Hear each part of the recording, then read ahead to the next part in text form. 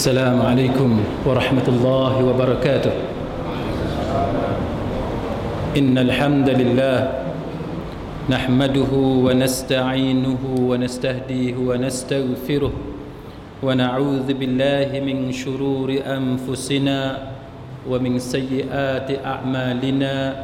من يهده الله فلا مضل له ومن يضلل فلا هادي له.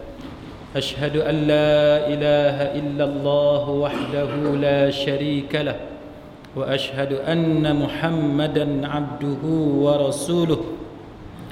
اللهم صل وسلم على محمد وعلى آله وصحبه والتابعين بإحسان إلى يوم الدين وبعد. Rabbi syurah li sadri, wahai Tuhanku, lapangkanlah dadaku ini, wa yassirli amri, dan permudahkanlah urusanku, wahlul 'uqdatam min lisani, dan uraikanlah kekeluhan lidahku, yafqahu qawli, supaya mereka memahami kata-kataku ini. Tuan Pengerusi, Tuan Imam, ahli-ahli jawatan kuasa Masjid Karwa, seterusnya tuan-tuan, perempuan, muslimin, muslimat, mudah-mudahan dirahmati dan diberkati oleh Allah Subhanahu wa taala. Dalam kuliah sirah kita pada malam ini, saya akan bicarakan berkenaan dengan peristiwa pembedahan dada Nabi kita Muhammad sallallahu alaihi wasallam ketika baginda masih kanak-kanak. Dalam beberapa riwayat yang terpercaya menunjukkan bahawa ianya berlaku sebelum baginda berusia 6 tahun. Sebelum baginda berusia 6 tahun. Exactly ataupun secara tepatnya berapa tahun itu ada perbezaan pendapat di kalangan para ulama. Tetapi apa yang penting, ada beberapa riwayat yang menunjukkan bahawa pembedahan itu dilakukan oleh Jibril alaihi salam. Maka antara yang kita akan baca pada malam ini hadis yang direkodkan oleh Imam Muslim dalam sahih beliau. Anna Rasulullah sallallahu alaihi wasallam atahu Jibril sallallahu alaihi wasallam wa huwa yal'abu ma'al ghilmani fa akhadhahu fasara'ahu fashaqqa an qalbihi fastakhrajal qalba fastakhraja minhu 'alaqatan faqala hadha hazzu syaitan mink thumma ghasalahu fi tastin min dhahabin bima'in zamzam thumma la'amahu thumma a'adahu fi makanih wa ja'al ghilmanu yas'auna ila ummihi ya'ni zi'rahu faqalu inna muhammadan qad qutil fa astaqbaluhu wa huwa muntaqi'ul lawni qala Anas wa qad kuntu ar'i athara zalikal mikhyati fi sadri. Bahawasanya Nabi kita Rasulullah sallallahu alaihi wasallam didatangi oleh malaikat Jibril alaihi salam ketika mana baginda sallallahu alaihi wasallam sedang bermain dengan beberapa orang kanak-kanak. Maknanya peristiwa ini berlaku ketika baginda Nabi masih kanak-kanak bermain dengan kanak-kanak yang lain. Jibril alaihissalam kemudian tangkap Nabi kita. Jibril tangkap Nabi kita, kemudian menelentangkan Nabi kita Muhammad sallallahu alaihi wasallam. Lalu Jibril alaihissalam membelah dada baginda yang mulia. Lalu bila dibelah dada baginda yang mulia, Jibril mengeluarkan hati Nabi, dan mengeluarkan daripada hati Nabi itu yang kita panggil sebagai alaqah, segumpal darah beku, sambil Jibril berkata, ini adalah bahagian syaitan daripada kamu. Jibril bawa keluar segumpal darah daripada hati Nabi. Jibril kata, ini adalah bahagian syaitan daripada kamu. Lalu Jibril alaihissalam kemudian mencucinya dalam satu bekas yang dibuat daripada emas. Cuci hati Nabi tadi dengan menggunakan air Zam-Zam. Lalu bila dicuci hati Nabi menggunakan air Zam-Zam, dicantumkan balik, dibentukkan balik hati Nabi tadi, kemudian dikembalikan ke tempatnya yang asal, kembali ke dada Nabi kita Muhammad sallallahu alaihi wasallam. Pada masa itulah kawan-kawan Nabi kita yang masih kanak-kanak itu berlari-lari mendapatkan dalam bahasa dia ni dia kata dia kata ummihi, maknanya mak dia. Mak dia ni bukannya Aminah dah meninggal dunia. Maknanya ialah ibu pengasuh dia yang menyusukan dia, Halimatus Sa'diyah, sambil berkata bahawa faqalu inna Muhammadan qad qutil, sesungguhnya Muhammad telah dibunuh. Kan budak-budak dia nampak Jibril, tapi dia tak tahu itu adalah Jibril. Bila dia tengok Jibril membelah dada Nabi, dia buat kesimpulan bahawa Muhammad telah dibunuh. Lalu mereka pakat cari balik Nabi kita Muhammad, dan dijumpai Nabi kita Muhammad ni keadaan dia tu dah berubah warna kulit. Maksudnya ialah pucat, dalam keadaan pucat. Maka Anas bin Malik yang meriwayatkan hadis ni, dia kata bahawa dia pernah melihat bekas jahitan pada dada Nabi kita Muhammad sallallahu alaihi wasallam. Baik.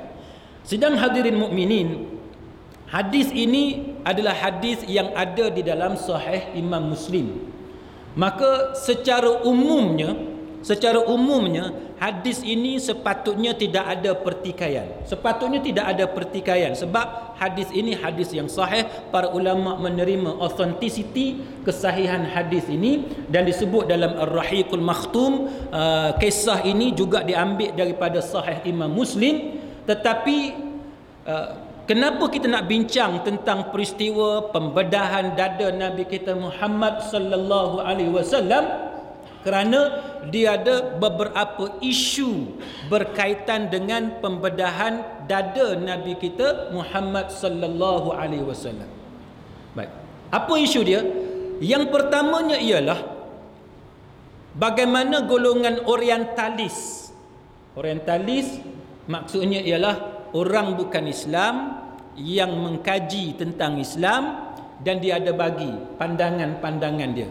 Baik. Golongan orientalis mempertikaikan peristiwa ini. Baik. Bila golongan orientalis mempertikaikan peristiwa ini, kita tak pelik, kan? Kita tak pelik sebab orientalis ni banyak benda yang dipertikai tentang Islam. Benda yang jelas pun, benda yang terang yang kita semua terima pun dia pertikai. Itu kita tak pelik. Tapi yang dalam bahasa yang saya tak tahu sesuai ataupun tidak, tapi yang agak menarik, kalau saya boleh guna perkataan itu, yang agak menarik perhatian kita ialah kerana kesahihan cerita ini bukan sahaja dipertikaikan oleh para orientalis, tetapi juga dipertikaikan oleh ulama yang kita kata muktabar zaman kita, atas beberapa perkara yang kita akan sebut, kan? Kemudian kenapa saya memilih peristiwa ini untuk kita bincang? Kerana peristiwa ini juga dijadikan hujah oleh golongan pengamal perubatan tertentu untuk menyokong amalan mereka berkenaan dengan pembedahan secara batin. Pembedahan secara batin. Apa maksud pembedahan secara batin? Pembedahan secara batin dalam masyarakat kita sekarang ni maksudnya dia tak pakai alat apa. Kan? Dia tak pakai alat apa? Dia boleh belah. Dia boleh belah tubuh kita ni. Kan? Betul-betul dia belah ke ataupun dia tipu ke, itu kita bincang kemudian. Tapi pembedahan batin ni dia tak memerlukan kepada alat-alat sebagaimana hospital sekarang duk guna ni, dengan pisaunya, dengan apa macam gergaji nak kerat tulang dan sebagainya, dengan alat nak isap darah supaya darah tak banyak di kawasan tu, alat untuk membekukan darah supaya darah tak keluar banyak dan sebagainya. Dia tak perlu benda-benda macam tu. Kononnya bahawa mereka boleh mengubati tanpa menggunakan alat-alat seperti itu dan tanpa sentuhan secara langsung, hanya menggunakan bare hands, tangan kosong ni dia boleh buat pembedahan. Itu antara isu yang kita akan bincangkan pada malam ni.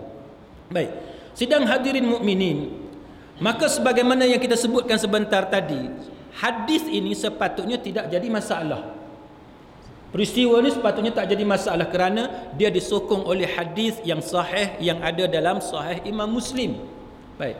Walau bagaimanapun, sebagaimana yang kita sebut tadi bahawa golongan orientalis termasuk ada sebahagian daripada ulama-ulama Islam, dia mempertikaikan beberapa isu dalam peristiwa ini, sebagaimana yang kita pernah cerita sebelum ini bagaimana para ulama mengambil sikap bertawakuf, reserve komen diorang berkenaan dengan hadis-hadis sahih apabila didapati sesuatu hadis itu bertentangan dengan logik atau bertentangan dengan sains. Jadi para ulama Islam segelintir, tak ramai, segelintir ulama Islam mengambil sikap untuk tidak menerima hadis ini secara mudah kerana bagi mereka peristiwa pembedahan dada ke atas Nabi kita Muhammad sallallahu alaihi wasallam sebagai bertentangan dengan logik dan bertentangan dengan ilmu sains. Maka itu yang kita nak bincang pada malam ini. Baik. Sidang hadirin mukminin, yang pertamanya, kenapa mereka mempertikaikan peristiwa Nabi dibedah dada dia? Antara alasan mereka ialah tentang kesahihan riwayat hadis ini. Mereka pertikaikan. Ada yang bagi alasan riwayat ini lemah, tak boleh dijadikan hujah dan sebagainya. Dan dia kata bahawa ada kritikan terhadap hadis ini walaupun hadis ini diriwayatkan oleh Imam Muslim dalam sahihnya. Sedangkan kita dapati bahawa peristiwa ini bukan sahaja diriwayatkan oleh Imam Muslim, tapi juga diriwayatkan oleh ulama-ulama hadis yang lain. Sebagaimana peristiwa Isra' dan Mi'raj. Walaupun peristiwa Isra' dan Mi'raj bagi setengah orang mereka menganggap peristiwa itu sebagai bertentangan dengan logik, tetapi bertentangan dengan logik pada masa tu. Pada masa sekarang, logik ke tak logik? Zaman sekarang logik kan? Sebab apa logik? Sebab kita dah ada teknologi pengangkutan yang canggih. Tak heran dah kalau satu malam dari Mekah atau dari Madinah nak pergi ke Masjidil Aqsa, nak pergi ke mana-mana yang jauh hanya satu malam, tak pelik. Maka para ulama mengatakan bahawa kalau alasan semata-mata tidak logik, kita banyak dapati bagaimana beberapa peristiwa yang berlaku kepada Nabi yang dianggap sebagai tidak logik pada masa itu, tapi kemudiannya didapati logik selepas manusia mempunyai ilmu pengetahuan yang diberikan oleh Allah Subhanahu wa taala. Baik, kita tengok. Antaranya Al-Hafiz Imam Ibn Hajar Al-Asqalani umpamanya, dia kata apa? Dia kata bahawa semua riwayat yang menceritakan tentang peristiwa yang macam ni, peristiwa pembedahan dada ke atas Nabi kita Muhammad sallallahu alaihi wasallam, dikeluarkan hati, dan peristiwa-peristiwa lain yang pelik, yang luar biasa yang berlaku kepada Nabi kita Muhammad sallallahu alaihi wasallam, Imam Ibn Hajar kata apa? Dia termasuk dalam peristiwa yang wajib diimani oleh orang Islam tanpa kita perlu berusaha mengalihkan maknanya. Apa maksud Imam Ibn Hajar? Apa maksud dia? Maksud dia macam ni. Sebab ada setengah orang dia kata bahawa pembedahan hati Nabi itu berlaku secara kerohanian dan dia tidak berlaku secara fizikal. Tuan-tuan faham? Kalau bahasa mudah kita, dia macam berlaku melalui mimpi. Berlaku melalui mimpi. Dia bukan kata bedah betul-betul, tapi dia berlaku secara mimpi. Sebagaimana yang kita mengaji dulu, setiap kali Isra' dan Mi'raj, kita baca kisah Isra' dan Mi'raj, majoriti ulama', jumhur ulama' menerima bahawa Isra' dan Mi'raj berlaku secara fizikal. Kan? Mana batang tubuh Nabi itu sendiri yang pergi ke Masjidil Aqsa, Isra' dan dimi'rajkan kan ke langit. Batang tubuh Nabi itu sendiri, bukan melalui mimpi. Sama sebagaimana peristiwa pembedahan hati Nabi, dia tidak melalui mimpi, ataupun dengan istilah lain, tidak melalui alam kerohanian, tapi dia berlaku pada jasmani Nabi, tubuh badan Nabi kita Muhammad sallallahu alaihi wasallam. Maka dia kata bahawa Imam Ibn Hajar kata kita tak perlu nak ubah makna dia. Makna dia tetap dengan tubuh Nabi secara fizikal. Tak payah bertakalluf, nak pusing-pusing tak payah, dia kata. Baik. Manakala Imam Al-Qurtubi ni salah seorang ulama tafsir yang besar. Dia tafsir Al-Qurtubi termasuk di kalangan ummahatut tafasir, tafsir utama. Tuan-tuan buka tengok tafsir utama apa dia, antaranya At-Tabari kan, tafsir At-Tabari. Kemudian tafsir Imam Ibn Kathir. Tafsir Imam Ibn Kathir ni tuan-tuan, para ulama menganggap tafsir Imam Ibn Kathir sebagai summary, ringkasan kepada tafsir At-Tabari. Cuma beza dia, walaupun mereka menganggap tafsir Al-Azim Imam Ibn Kathir ni sebagai ringkasan kepada tafsir At-Tabari, tapi mereka menganggap bahawa tafsir Imam Ibn Kathir lebih baik daripada tafsir At-Tabari kerana dia dah saring dah.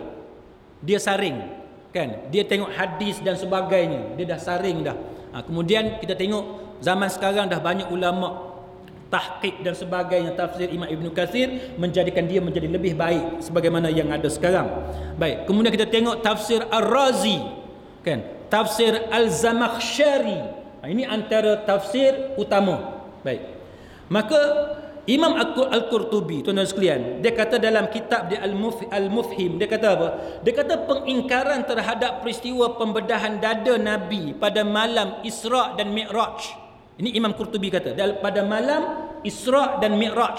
Mana satu peristiwa lain pula, kan? Dia kata bahawa tidak perlu dihiraukan kerana orang-orang yang meriwayatkannya adalah orang-orang yang thiqah. Maknanya kritikan orang tentang peristiwa pembedahan dada Nabi yang berlaku sebelum Isra' dan Mi'raj, dia kata itu tak perlu kita hiraukan kritikan dia, sebabnya riwayat-riwayat yang ada yang menceritakan tentang peristiwa tersebut adalah riwayat yang thiqah. Tidak ada sebarang masalah untuk kita mempedulikan tentang kritikan tersebut. Baik. Kemudian sidang hadirin mukminin, dia mengatakan bahawa kami melihat riwayat-riwayat tentang peristiwa pembedahan Nabi ni tidak lepas daripada golongan jahat yang cuba meracuni pemikiran orang-orang Islam supaya meragui peristiwa tersebut. Nanti kalau sempat kita akan cerita bagaimana sebenarnya tuan-tuan sekalian, tak pelik sebenarnya. Sebenarnya tak pelik kalau cerita tu dibelah hati Nabi, dibuang segumpal darah, dicuci dengan air Zam-Zam, kemudian dicantumkan balik, dijahit. Anas bin Malik kata dia pernah nampak bekas jahitan yang ada kepada dada Nabi kita Muhammad sallallahu alaihi wasallam. Sebab apa tuan-tuan? Sebabnya ialah ilmu manusia untuk menjahit luka yang besar sebenarnya sudah ada pada zaman Mesir kuno. Dah ada dah. Lama sebelum zaman Nabi kita Muhammad sallallahu alaihi wasallam. Cuma dia tidak dikenali di bumi Hijaz tempat Nabi duduk. Dia tak dikenali. Ilmu tu tak dikenali, tidak masyhur, orang tak tahu di tempat Nabi duduk. Tapi tamadun Mesir kuno dah ada lama dah. Dah ada lama. Malah kalau tuan-tuan tengok sejarah jahitan luka ni sebelum kelahiran Nabi Isa lagi. Benda tu dah ada, cuma cara kuno. Maka bila ada alasan orang mengatakan bahawa benda ni tak logik, dia sebenarnya bukan tak logik, tapi dia logik selepas para pengkaji melihat bahawa sebenarnya benda ni adalah satu benda, bila manusia ada ilmu, dia adalah sama sebagaimana zaman moden pada hari ini. Zaman moden hari ini ada gam, ada yang macam stapler kan, dan sebagainya. Baik. Sidang hadirin mukminin, selepas itu dia kata Syekh Muhammad Nasiruddin Al-Albani, dia kata bahawa dia ada masalah tuan-tuan. Abu Zahrah ni tuan-tuan, Muhammad Abu Zahrah ni satu ulama besar tuan-tuan. Siapa yang biasa baca tulisan Syekh Muhammad Abu Zahrah ni, dia antara ulama contemporary yang mempertikaikan Imam Ibn Taymiyah antaranya. Sebab tu kalau kita tengok sekarang ni, tuan-tuan jangan pelik. Jangan pelik kalau tuan-tuan tengok ada ustaz-ustaz yang mempertikaikan Syekhul Islam Imam Ibn Taymiyah. Jangan pelik. Sebab apa tuan-tuan? Sebab ulama-ulama yang macam Syekh Muhammad Abu Zahrah dan sebagainya ni pun antara orang yang tak boleh terima Ibn Taymiyah. Sebab tu sekarang ni kalau kita tengok ada ulama-ulama, the so called ulama dalam negara kita pun, dia keluarkan kenyataan-kenyataan yang menyesatkan Imam Ibn Taymiyah sebab adanya orang macam Syekh Muhammad Abu Zahrah. Baik, Syekh Muhammad Nasiruddin Al-Albani dia mengkritik Abu Zahrah yang menolak hadis-hadis macam ni, sedangkan hadis tu sahih. Sedangkan bila dikaji tentang chain of narration, sanad hadis dan sebagainya, benda tu sahih. Dan dia kata bahawa masalah dengan ulama yang macam ni, dia kata bermain tengok bahas agak keras kritikan Syekh Muhammad Nasiruddin Al-Albani, sebab dia kata ulama yang macam ni, dia kata bermain-main dengan kata-kata untuk menyesatkan manusia. Keras tak? Keras kan? Sebab tu tuan-tuan, dalam tradisi ulama, biasa sebenarnya ulama ni bila dia kritik ulama lain, ada ketikanya dia kritik dengan kritikan yang keras. Apabila sesuatu kesilapan itu melibatkan kesilapan yang serius, melibatkan kesilapan yang besar, yang tak sepatutnya berlaku.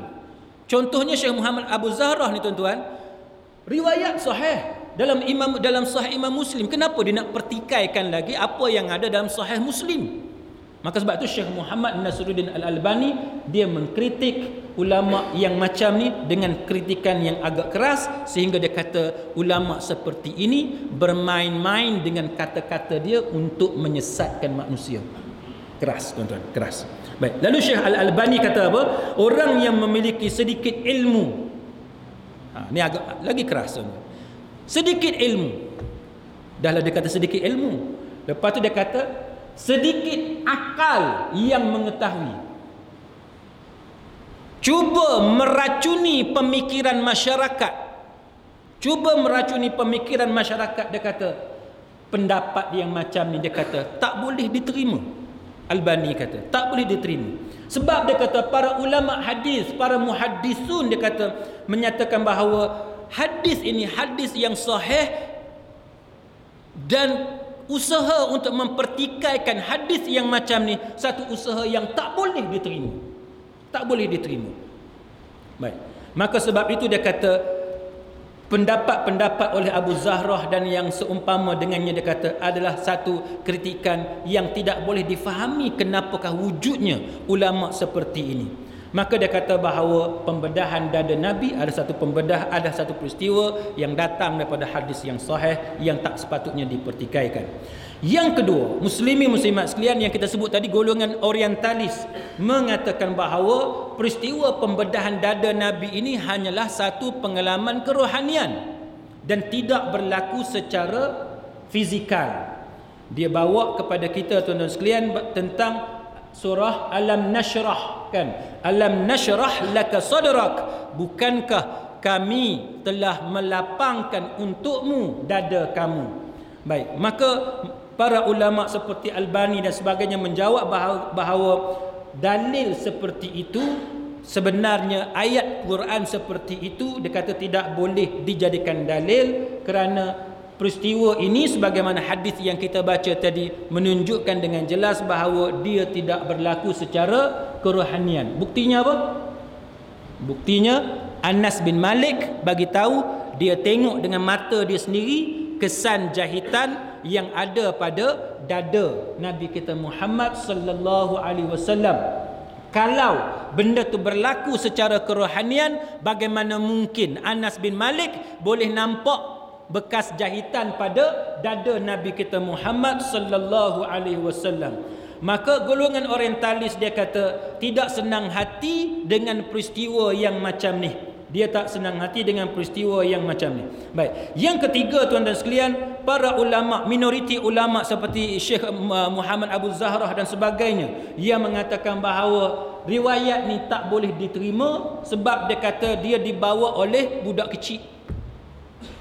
Oleh Nabi masa tu belum lagi berusia 5-6 tahun. Belum lagi berusia 6 tahun. Dia kata maka dia tak boleh dijadikan hujjah. Tidak boleh dijadikan hujjah sebab bagi mereka dia kata belum lagi mumayyiz. Tetapi para ulama yang menolak sanggahan kritikan daripada Syekh Muhammad Abu Zahrah, dia kata bahawa umur Nabi pada ketika itu pada sekitar 4 hingga 5 tahun dan bagi mereka itu adalah umur mumayyiz.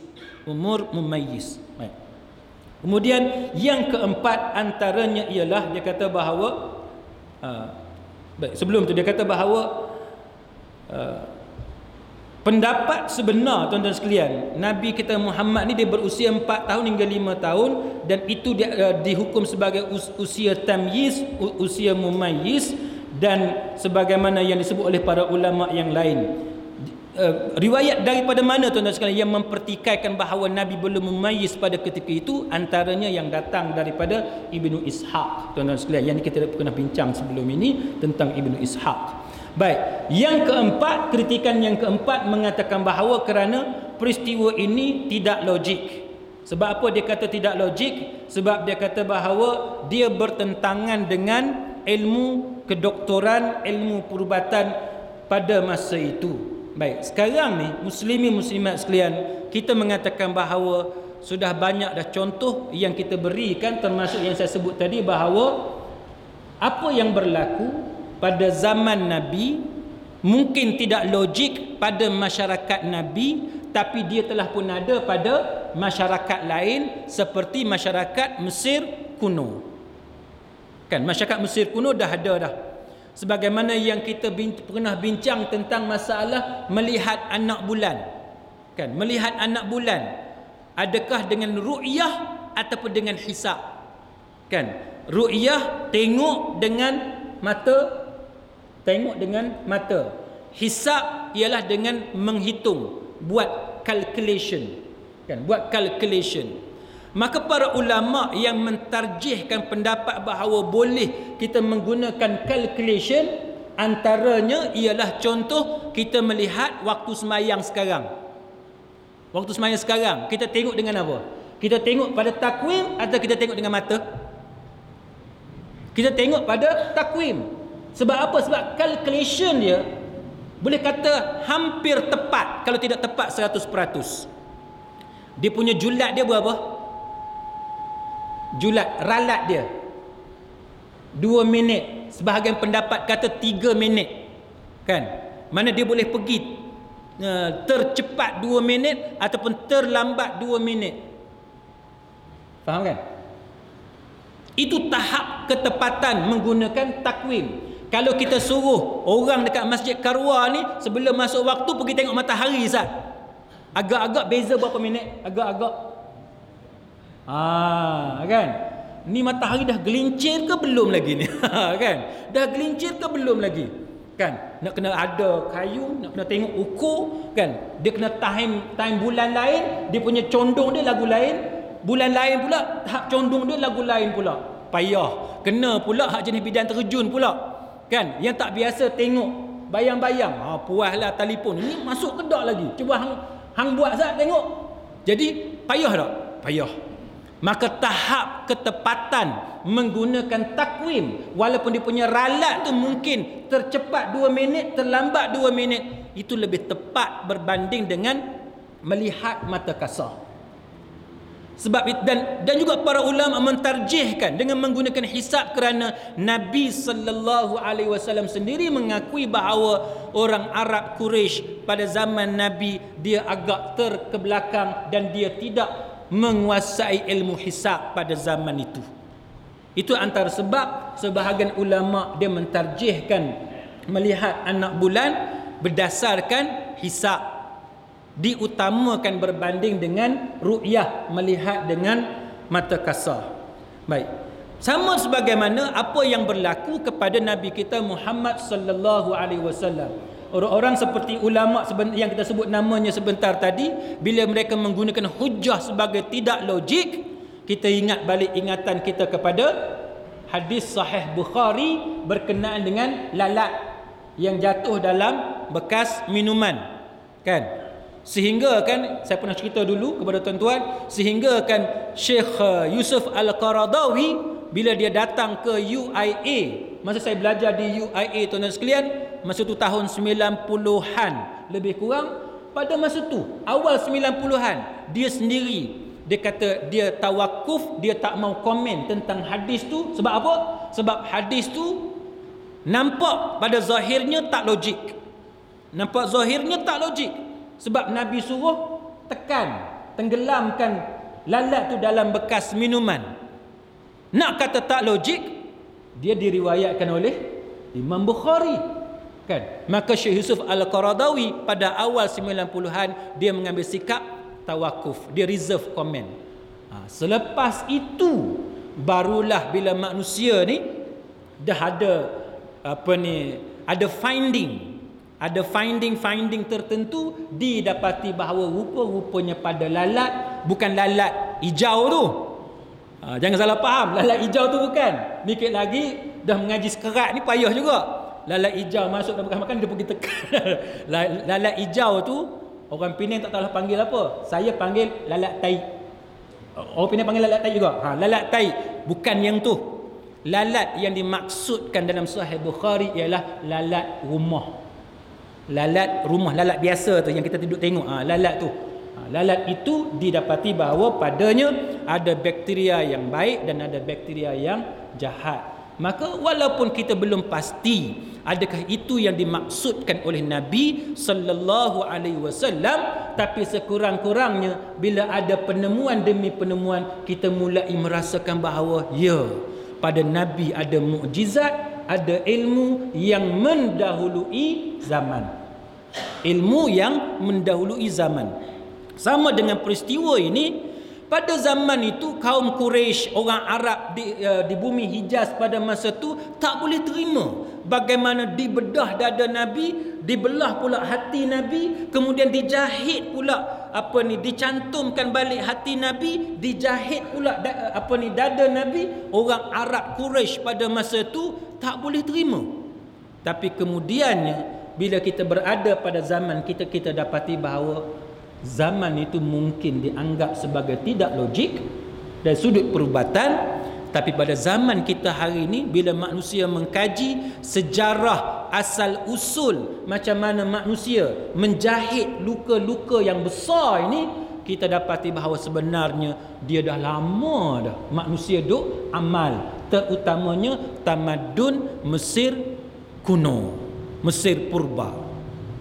Sebagaimana yang kita cerita pasal Firaun dan sebagainya, benda yang ilmu tu tidak ada di tempat Nabi hidup, tapi dah ada di bumi lain, di negara lain. Itu contoh sidang hadirin mukminin, mukjizat yang berlaku kepada Nabi kita Muhammad sallallahu alaihi wasallam, yang menunjukkan bahawa Nabi kita adalah Nabi yang diutuskan oleh Allah Subhanahu wa taala. Baik, sidang hadirin mukminin, peristiwa yang macam ni kemudiannya dijadikan contoh ataupun hujah oleh golongan yang mengamalkan apa yang kita panggil sebagai perubatan tradisional ataupun perubatan Islam. Dia kata dia tak perlu pisau, dia tak perlu jarum, dia tak perlu anestetik, bius, ubat bius, dia tak perlu apa-apa ubat sebagaimana yang doktor pakar pembedahan perlukan. Dia hanya perlu guna tangan dia je. Kan? Tuan-tuan boleh tengok dalam internet banyak gambar-gambar, dia tunjuk macam mana dia guna tangan dia ni, dia boleh masukkan tapak tangan dia dalam perut orang, dalam dada orang dan sebagainya. Lepas tu pula, lepas dia buat ni, kita boleh nampak tu darah dan sebagainya. Lepas dia sudah, dia kering macam biasa, tak ada kesan jahitan. Hebat tak? Hebat kan? Soalnya, kita percaya ke tak percaya bahawa dia boleh buat benda macam tu? Tuan-tuan boleh percaya? Ustaz, tak percaya. Nah, kita kata kita tak percaya. Tapi masalahnya, orang yang melalui rawatan yang macam ni, dia balik-balik dia cerita dekat kita, hak sakit tu hilang dah. Betul tak? Saya pernah cerita dulu-dulu dalam kuliah saya dulu-dulu, saya pernah cerita kawan saya lawyer sakit belakang, kan, pergi hospital kata kena bedah.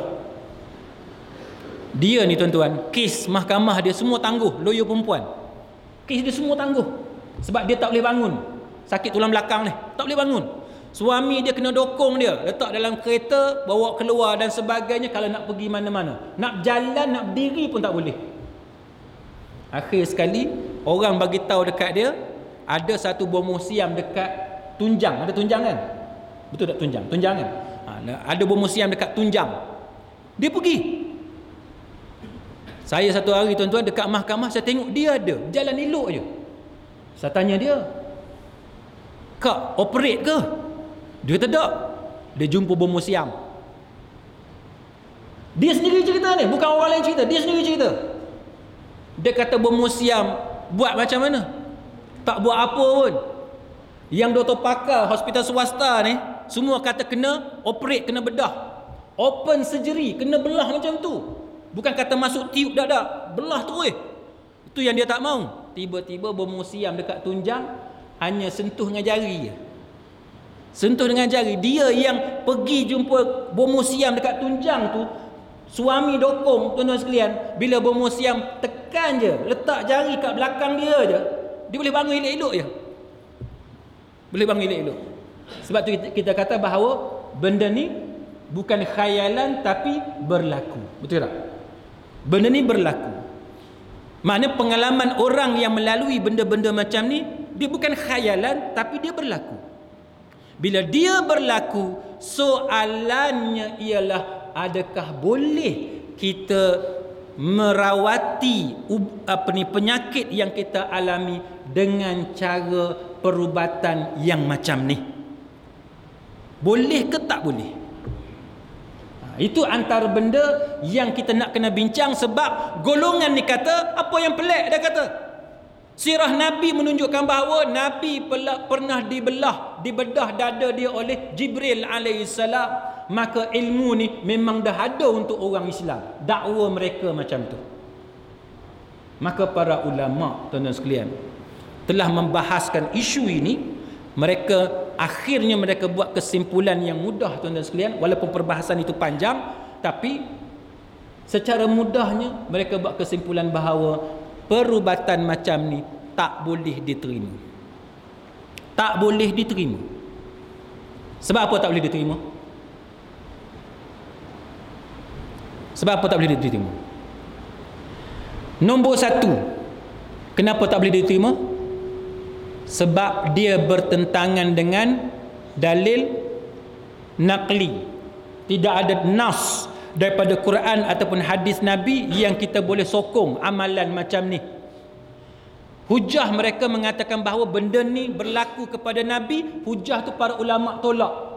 Tak boleh pakai. Sebab apa? Sebab benda yang berlaku kepada Nabi ini hanyalah mukjizat yang hanya berlaku kepada Nabi, yang Jibril buat kepada Nabi kita Muhammad sallallahu alaihi wasallam. Tak boleh. Tuan-tuan boleh faham Tak boleh, dia kata. Yang pertama dalil nakli, tak ada. Yang kedua dalil akal. Orang kita zaman sekarang tak belajar apa-apa, tak belajar apa-apa, tiba-tiba dia dah ada satu kemahiran boleh bedah orang tanpa guna sebarang alat. Dari segi akal kita tak boleh terima. Nombor 3, dari segi sains perubatan pun benda tu tak boleh terima. Nombor 4, tuan-tuan sekalian, ni nombor 4. Nombor 4, tuan-tuan sekalian, bila kita tengok dalam Quran, kita dapati bahawa Allah Ta'ala pernah sebut tentang golongan yang menjadikan syaitan dari golongan jin sebagai teman rapat dia. Sebagai teman rapat dia. Maknanya, dia boleh buat tak? Dia boleh buat. Dia boleh buat. Sebab itu, yang duk berlaku kepada masyarakat kita sekarang. Dia kata bukan khayalan. Dia sakit, bila sakit pergi bedah, cuma pembedahan cara batin, secara gaib. Lepas dibedah secara gaib, secara batin, dia boleh berjalan elok, hak sakit tu tadi hilang dah. Maknanya dia boleh buat. Tapi perbuatan itu dibuat secara sihir, dengan bantuan daripada syaitan golongan jin. Hujah dia apa? Muslimin muslimat sekalian, hujahnya antaranya ialah surah Al-Jin. Dalam surah Al-Jin, sidang hadirin mukminin, surah yang ke-72, 72 ayat yang ke-6. Siapa yang ada smartphone dia boleh cek. Di mana Allah Ta'ala berfirman, a'udzubillahi minasyaitonir rajim, wa annahu kana rijalun minal insi ya'udzuna birijalin minal jinni fazaduhum rahaqa. Allah Ta'ala kata, apa dia? Dan bahawa sesungguhnya adalah sangat-sangat salah perbuatan beberapa orang daripada manusia yang menjaga dan melindungi dirinya dengan meminta pertolongan kepada ketua-ketua golongan jin. Tengok, ada manusia yang dia jaga diri dia, buat perlindungan untuk diri dia dengan menggunakan bantuan ketua-ketua golongan jin, kerana dengan permintaan mereka itu menjadikan golongan jin bertambah sombong dan jahat. Sidang hadirin mukminin, macam mana kita nak faham firman Allah Ta'ala ni? Kita buka kitab tafsir, kita tengok As-Suddi kata apa, Qatadah kata apa, Mujahid kata apa. Kita dapati bagaimana mereka membawakan kepada kita beberapa riwayat yang menunjukkan kepada kita bahawa antaranya ialah yang duk berlaku macam zaman kita. Apa dia yang duk berlaku zaman kita? Saya bagi beberapa contoh, tuan-tuan. Ada beberapa kawan saya tanya dia, bila anak dah besar ni, tinggal berapa orang? Dia kata tinggal 2 orang, berdua, suami dengan isteri. Suami isteri. Rumah besar, kan? Rumah besar. Rumah sampai 6 bilik, kan? Anak 4 orang, anak 5 orang, kan? Mak ayah sebilik, hak lagi 5 tu anak duduk. Bila anak dah besar, masuk college, masuk universiti, dah kerja, dah kahwin, rumah besar, tapi duduk berapa orang?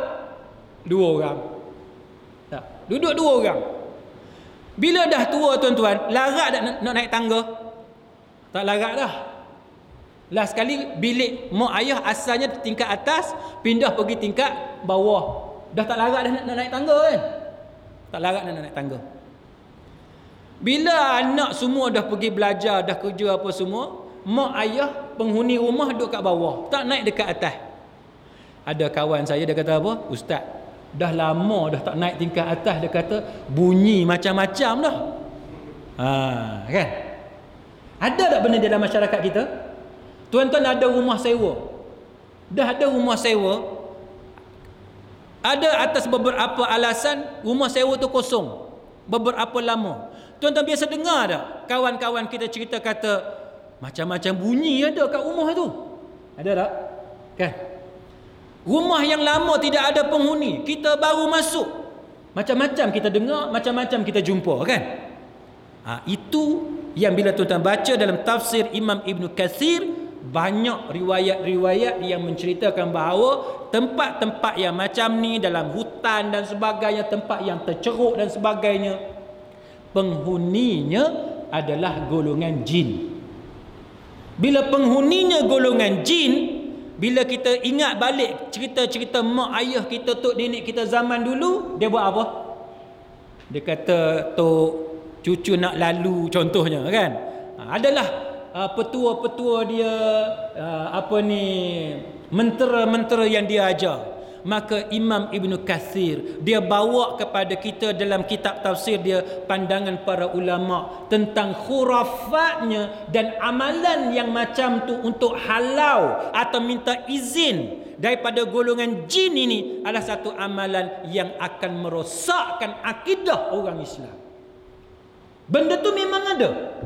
Benda tu memang ada. Tetapi perbuatan kita yang meminta izin daripada mereka adalah satu perbuatan yang menyebabkan akidah kita boleh rosak. Boleh rosak. Maka dia kata bahawa, sebab apa tuan-tuan? Dalam ayat ni dia kata apa?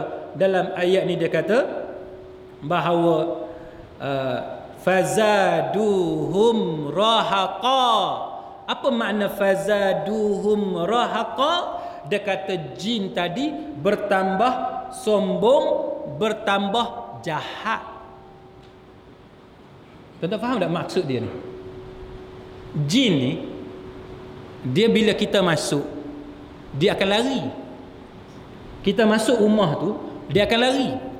Tapi bila kita minta tolong dengan dia, dia U-turn, dia datang balik. Tuan-tuan faham tak? Dia macam orang jahat zaman kita lah. Orang jahat zaman kita lah. Dia makin jahat bila? Dia makin jahat, makin sombong bila? Bila dia ada pengikut. Betul tak? Bila dia ada pengikut dan bila ada orang hak takut dekat dia. Dia lagi action lah. Kan? Pasal ramai orang takut dekat dia. Dia lagi action. Tapi kalau orang pakat lawan dengan dia, dia berani tak? Dia tak berani. Kalau pengikut dia lari, dia berani tak? Dia tak berani. Pasal dia tinggal seorang. Yang dia action sangat ni, yang dia sombong, jadi makin jahat ni pasal apa? Sebab ramai orang duk support dia. Sebab tu kita ni tuan-tuan, pemimpin hak jahat jangan duk sokong. Dia masuk kot tu pula ah. Kan? Pemimpin yang jahat tak kira siapa, jangan sokong. Orang jahat, geng Samsing, mana-mana kan? Orang kata kat Penang ni hak paling jahat Bukit Mentajam. Betul ke tak saya tak tahulah. Kan? Tempat gangster paling jahat Bukit Mentajam. Tiba-tiba kita pergi masuk jadi ahli kelab dia, ahli gangster. Bermakna kita meramaikan lagi pengikut dia. Maka dia jadi makin jahat, betul tak? Sebab pengikut dia makin ramai. Maka cerita jin tadi macam tu.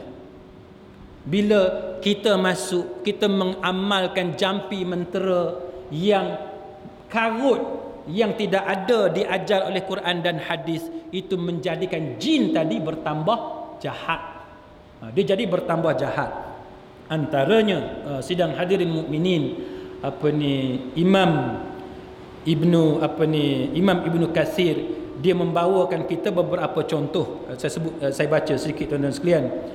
Dia kata, yang kata rahaq ni tuan-tuan sekalian, dia kata bahawa bagaimana mereka ini, golongan jin ni, dia suka duduk di tempat yang isolated, tempat yang jauh daripada orang, dalam hutan belantara, lembah-lembah, kaki bukit jauh daripada orang. Dia suka tempat-tempat yang macam tu. Tiba-tiba dia kata manusia ni yang pergi dalam hutan belantara, yang pergi tempat-tempat yang terpencil ni, pergi minta tolong dengan orang, dengan jin yang macam ni, minta perlindungan dengan jin yang macam ni, maka dia kata itu akan menambahkan kejahatan mereka.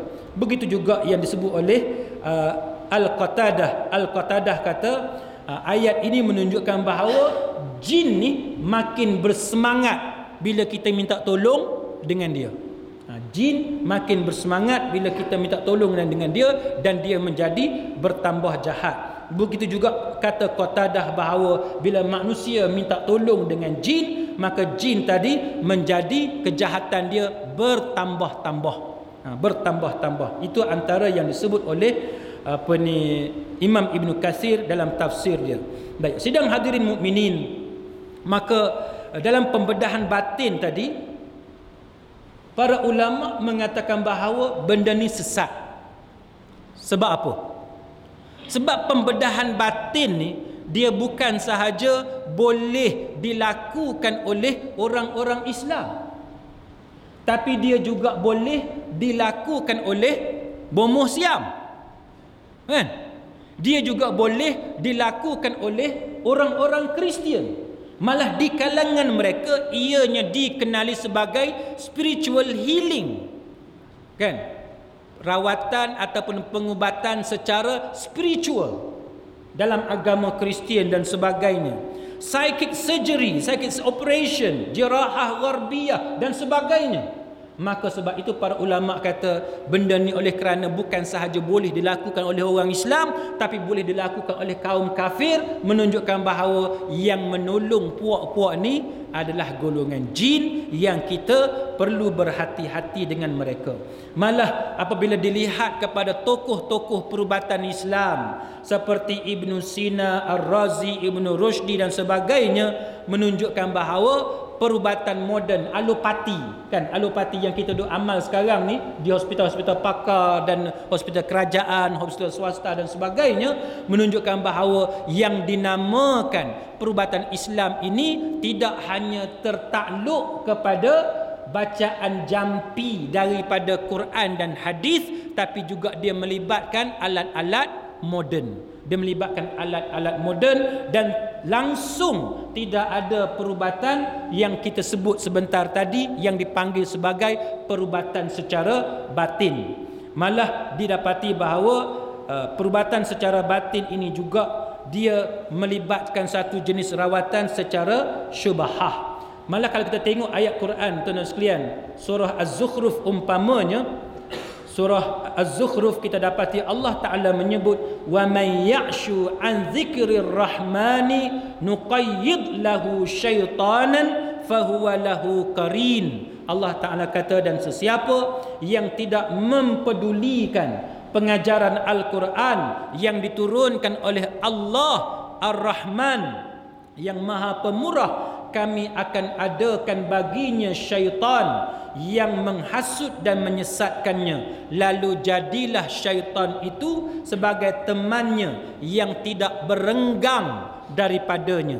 Maka ini satu lagi dalil yang menunjukkan bahawa akan berlaku kepada manusia yang jahat, yang kemudiannya syaitan ni menjadi teman dia yang rapat. Jadi syaitan jin inilah kemudiannya yang bersubahat dengan orang yang jahat yang macam ni.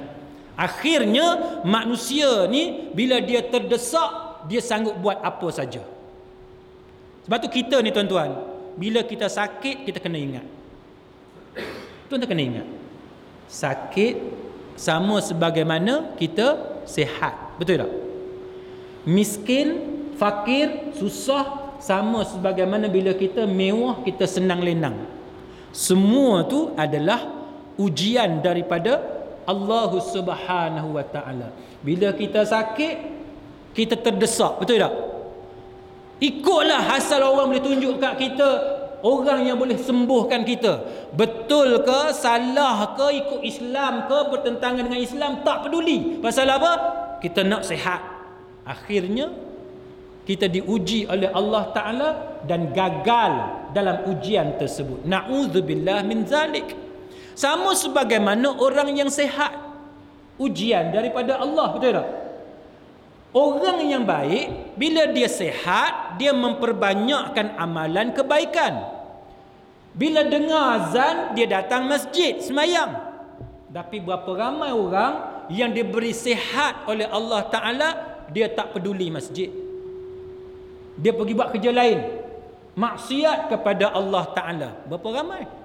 Sama sebagaimana orang yang miskin, dia diuji dengan kemiskinan.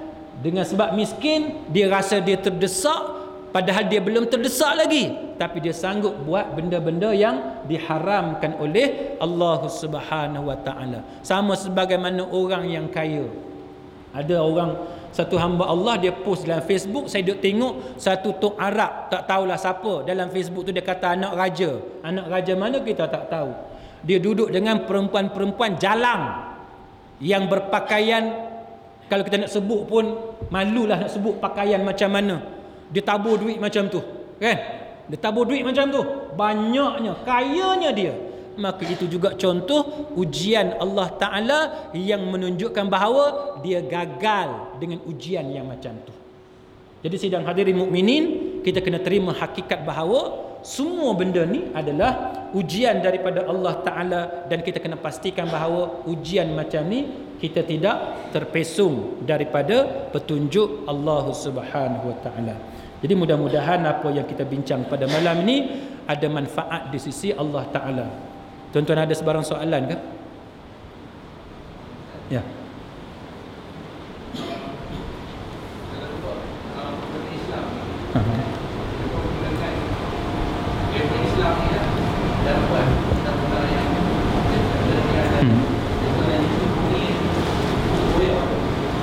Mahal, ya.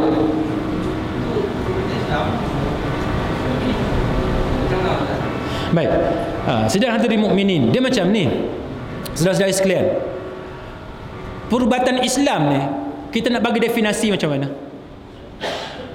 Bila sebut perubatan Islam, definisi macam mana? Saya bagi satu contoh tuan-tuan. Ada dalam kuliah baru ni ada orang tanya, Ustaz, macam mana air yang dibaca dengan 30 juzuk? Kan, air yang dibaca 30 juzuk. Kan? Macam-macam lah, air yang dijampi lah, macam-macam lah, air ma'tafiz dan sebagainya. Saya nak tanya tuan-tuan, bila masa dia baca 30 juzuk? Tuan-tuan bagi tahu kat saya, bila masa dia baca 30 juzuk? Ustaz, kita kena husnuzan. Okey, husnuzan ni tuan-tuan, dia kena ada asas. Betul tak? Husnuzan kena ada asas. Kalau benda tak logik, macam mana kita nak husnuzan? Tuan-tuan nampak benda yang saya nak bagi tahu? Maksud saya macam ni. Ni air botol mineral kan? Tuan-tuan bagi tahu kat saya, macam mana nak baca 30 juzuk dekat satu air ni, sedangkan beribu botol lain ni dia ada. Ustaz, kita baik sangka lah dia mungkin dia ada tangki besar, dia pergi baca dekat tangki tu. Okey, baik sangka macam tu lah kan? Baik sangka. Okey, kita baik sangka sekarang. Tuan-tuan bagi tahu kat saya. Kita baik sangka sekarang. Tuan-tuan bagi tahu kat saya, macam mana nak perhabis 30 juzuk? Bagi tahu. Macam mana nak perhabis 30 juzuk? Satu tangki besar, katalah besar mana? Besar masjid kita ni. Macam mana nak perhabis 30 juzuk? Ustaz, sekarang senang je. Ustaz, kita ambil laptop, pasang dekat mikrofon, buka loudspeaker, tala dekat tangki air, kan? Bolehlah 30 juzuk. Tak perlu ada orang baca. Okey. Tapi berapa lama nak perhabis 30 juzuk? Bagi tahu kat saya. Berapa lama? Alah Ustaz tak boleh fikir ke? Letak 30 loudspeaker, satu loudspeaker satu juzuk. Gila air itu tuan-tuan. Mering. Tuan-tuan boleh dengar tak? 30 juzuk, 30 loudspeaker pasang dekat telinga, dengar je Quran. Nak dengar mana satu? Tuan-tuan, ni guna ni. Saya bukan nak meremehkan, bukan nak mencela, bukan niat nak menghina orang yang duk jual 30 juzuk ni. Tapi saya tak suka orang menipu, tuan-tuan. Saya tak suka orang menipu.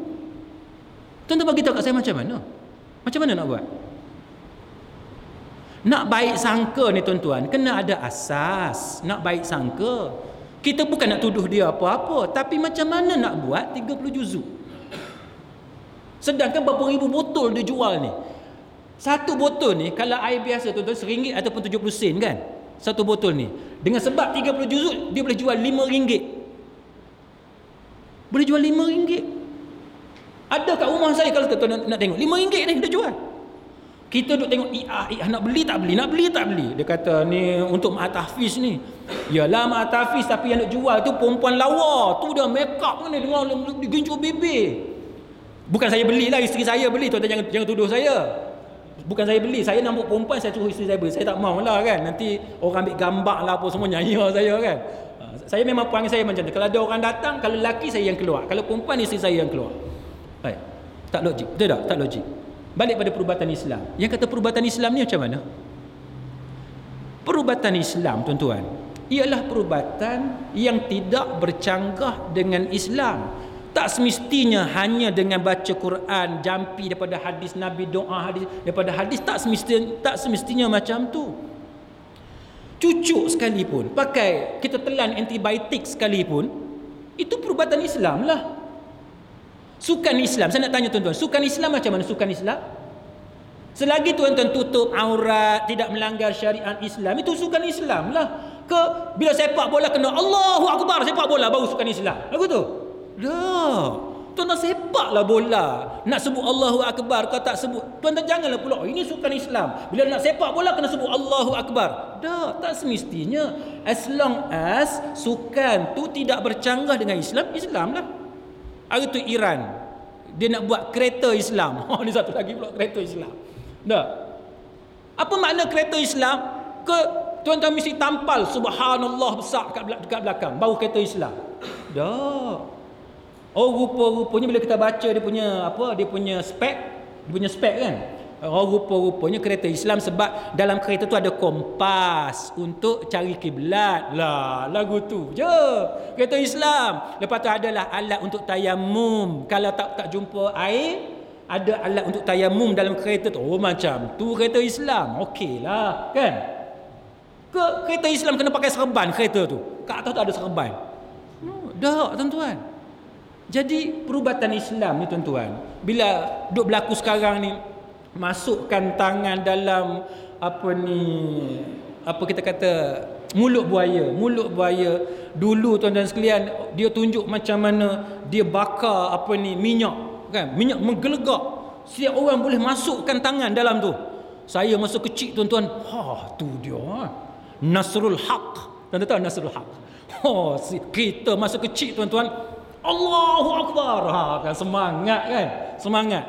Rupa-rupanya pergi kat Langkawi sekarang tengok minyak apa tu? Minyak gamak menggelegak tu dia relax je bubu. Oh, aku kena tipu selama ni. Dah. Macam tu kan.